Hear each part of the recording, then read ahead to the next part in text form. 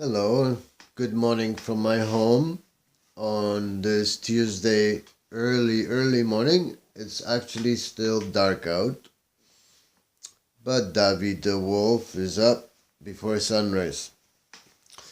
I've been doing that for many years now, waking up around 4 or 5 o'clock and I'm done. Um, I'm an early bird. Have never been before 4 years ago, but since about 4 years now, I have been. And that's why I've been fortunate enough to see every sunrise pretty much since then. In the last 4 years, it was beautiful. Of course, it's a beautiful thing to be able to be there for that, instead of sleeping through it. um, Living on an island, can make you sort of a little bit into an animal or a nature being. What I mean by that is when the sun goes up, we arise and wake up like the animals do. And when the sun goes down, I start to feel winding down myself, and like it's time to wind down. And especially in the winter, when the sun goes down early and it gets dark early, we get that sensation that it's time for rest is coming. Um, this morning I would like to first of all say hello and check in and let you know that I'm doing well. I have been away for a while from the video thing because of other issues. Of course, life happens, and life needs its attention too. you know, we need to attend to our life things as well, and there is always quite a lot on my plate, and I am constantly tapering off my meds. I have been doing it a bit more rigorously, fighting harder and doing it faster. And that has caused more cramping, more, cold sweats or hot flashes or just depression, and all kinds of strange pains that are associated with tapering off very hard medication, very heavy medication, which Methadose and Clonazepam are. If you ever want to do any research, Clonazepam and Methadose, are the medications I am tapering off now, and they are very, very powerful medications, and they have to be um, dealt with a very serious approach and an adult manner. It's nothing to be played with for sure. So I'm doing okay. I'm making sure I eat. I even started doing a little thing lately, which is drinking a glass of warm water before I start, uh, having my pipe or my coffee or whatever. Um, and I've also ran out of anti-cigarette smoking patches, Nicorette patches or whatever you call them, and I know I had a struggle for about 3 days there. That was a big struggle. All my cravings for nicotine came back. Well, not all, but I had a hard time. And then I found relief on the fourth day and fifth day. I found relief, and I no longer have the desire, and I haven't been outside to have a cigarette. It just feels like too much of a task, It feels like after I've quit and after I've put myself through all these things anyway throughout my life, I feel like having a cigarette, it's too much of a strain on my body right now, main goal is to get healthy, right? Anyway, so that's what we're trying to achieve, and I am still by myself. I see my daughter once a week, and I will see my love soon. Within a month or two, she will return. So I am coping with everything myself. But I am managing, and I've become more involved in the Unbroken Chain Foundation as well, which is a harm reduction group, and you could call it harm reduction group, an A group, support group. It's all of that, For example, me and my dear friend Patty will be speaking at the next meeting in town,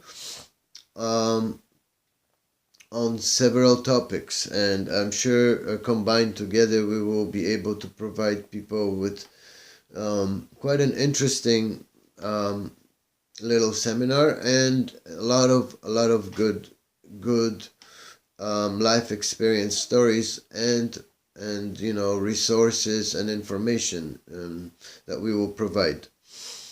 I will quickly go over what will be the main focuses of tomorrow's evenings, and it will be first of all a friends and family group, so everyone invited, friends and family, of everyone, who even knows someone who was affected with the opiate epidemic,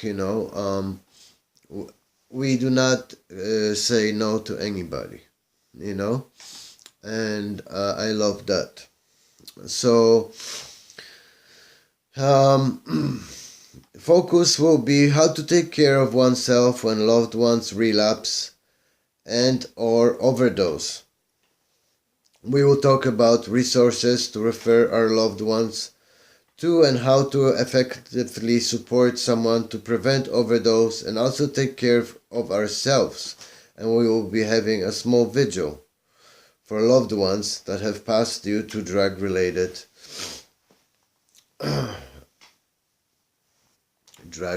accidents. And so during that vigil, I will bring all the photographs I can gather of my friends who have passed. But I will also write down on a piece of paper a whole list of them, and I will put it down at the altar, because I don't have all the pictures together, and we went digital at one point, and I will talk about my fallen friends. I had an incredible amount of friends who have fallen around me, and that's why I'm grateful to be alive. And I'm grateful to be an example and to share how I have managed to stay alive. Because that list of friends, is probably about a dozen people, right now. And it's not stopping. I just recently lost 2 in 24 hours. 2 friends. You know that. I shared it in my last video. But what also we will be talking about, is how to deal with someone relapsing or overdosing, or how to deal with your own relapse or overdose, and how to be there for them, so we will give instructions and life experiences, and again, info and resources on places where you can find all of this out. But we are a harm reduction group, so we will tell you, what needs to be done when things happen, and how one should carry themselves throughout all of these situations which are difficult, they are, of course, relapses and overdoses are always seem like low points of our lives. They are very hard to deal with and to come back from. Also, my friend would like me to share the positive coping skills that I use and practice with grief when I lose friends and loved ones due to overdose, out of my personal experience. How do I deal with the grieving process, And, often I cry. Sometimes, depends who it is, I cry for a long time, and by that I mean days. Sometimes I cry until I have no more tears. Sometimes I don't cry at all, but I make a video or I write something or I do something, to celebrate their life and their death and to be there in a way, to be there for them. No matter if they have passed or not, in my heart and in my mind, they have not. So, I will share my coping skills tomorrow at the video, and I will also make a video. So, I will film a live speech as well, which will be interesting to see, like a pre-video and during and after video, sort of before and after picture kind of a deal. It's the first time I'm doing it. Maybe it will be great to always have a little introduction to the upcoming meetings. Like I said, I am very grateful and very proud that the Unbroken Chain Foundation is letting me speak at their meetings and practice my public speaking, because this is what I want to do. What I really want to do, and I want to get that across. I want to get to your children. I want to speak at the schools, elementary schools and high schools. I want to speak to them before the experimental stage, before they hit the hard stuff. I want to speak to everybody. I want to put some fear in them, but also I want to put a lot of wisdom in them. I wish I was granted that opportunity because I have the ability to do that. And so I'm practicing right now, and I'm putting a lot of videos and speeches and texts out there, hoping that someday soon someone will notice that, and I will be on my way to helping younger, generations, our future generations, with these problems, and hopefully we will be doing more harm prevention than harm reduction in the near future. So let me go on and just quickly say what more we will be talking about tomorrow.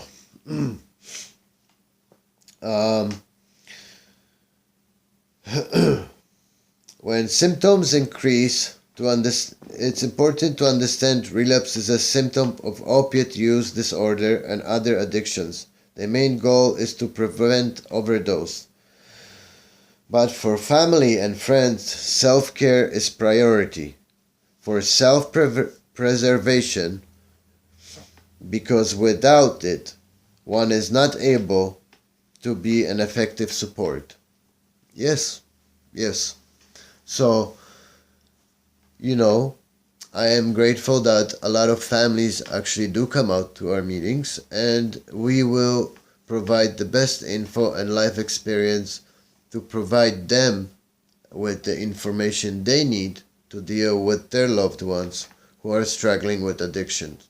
And hopefully we can be of help to them and help them prevent overdoses or heart attacks or alcohol poisoning, and and we will teach them how to talk to their loved ones, to their children, and how to try and prevent rather than reduce, but we will do both, of course. Harm reduction is something that works. It really works. And I believe that harm prevention is something that we can really work harder on, and that will also work. So, as you see, I have something to do. Tomorrow I have the speech, so I will be busy today writing the speech out for myself and reading it over a few times so that I can, be properly prepared for just speaking straight into people's eyes as a speaker should, and be prepared. So know, please, that I am okay. I am taking care of myself. I am trying to figure out how to bring my love back to this country, and how to start out a new life, and how to, help my love become more brave and have more faith and believe in me, because I am going to be a better man. I am working towards being a better man, Lau, and I am most definitely getting off these meds. I am going to be more than halfway done with all of that soon, within this week. So we are well on our way, Same with divorce and passport and everything. Everything is happening, Same with my teeth, which I will be getting this month, So everything will fall into its place. The longer I abstain from bad people, bad places, bad things, and the longer I abstain from taking more medication than I need, the longer I stick to my program exactly as prescribed and directed, the more I start to come back into myself, and I feel like I am alive more. Every day I am alive a little bit more, a little bit more, a little bit more, a little bit more. And guess what? And next thing I know, days come when I am so strong that I can chop up a cord of wood, write a short story, write a song, make a video, help out a couple of friends, and boom, and who knows what else. By being healthy, taking care of yourself, and maybe by also being in love, and by loving, and by being, loving, and by being loved, my journey is that much easier. I believe that, but I also believe in my wolf animal spirit. In feeding the good wolf, there's always two wolves inside us, they say. In feeding the good wolf instead of the bad wolf, I am doing the right thing. It is always your choice which wolf you will feed. Will you feed the bad wolf today, or will you feed the good wolf?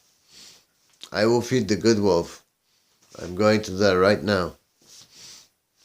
Have a great day, and I will be in touch very soon. Love you all.